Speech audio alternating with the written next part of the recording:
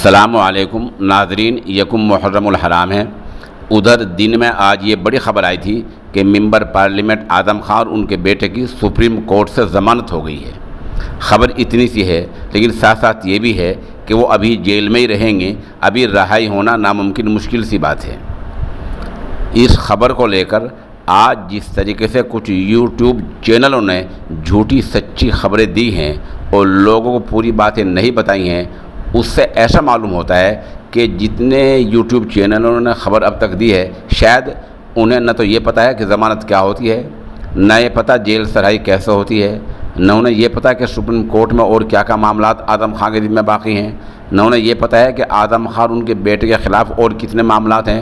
انہیں صرف سے کچھ نہیں پتہ ہے، بس اتنا پتہ ہے کہ ضمانت ہو گئی ہے اور اعظم خان آج کل میں جیل سے باہر آنے والے ہیں۔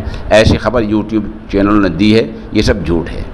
سچی خبر یہ ہے کہ اعظم خان کی آج ضمانت ہوئی ہے اور ابھی بھی ان کے بیٹے اور ان کے ذمے کئی مقدمات باقی ہیں۔ اس کا مطلب یہ ہوتا ہے کہ جب تک تمام مقدمات میں ضمانت نہیں ہو جاتی تب تک جیل سے باہر نہیں آئیں گے۔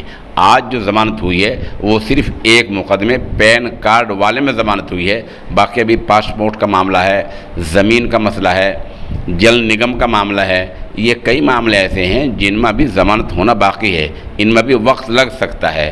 کتنا وقت لگے گا یہ ہمیں بھی نہیں پتہ ہے، کسی کو نہیں پتہ، یہ عدالت کو پتہ ہے۔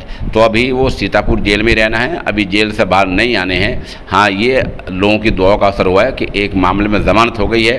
آپ بجائے جھوٹی خبر دینے کے یہ دعا ضرور کریں کہ اللہ رب العزت جلد از جلد اس رہنما کی، قائد کی جلد از جلد ضمانت ہو جائے۔ آمین ثم آمین۔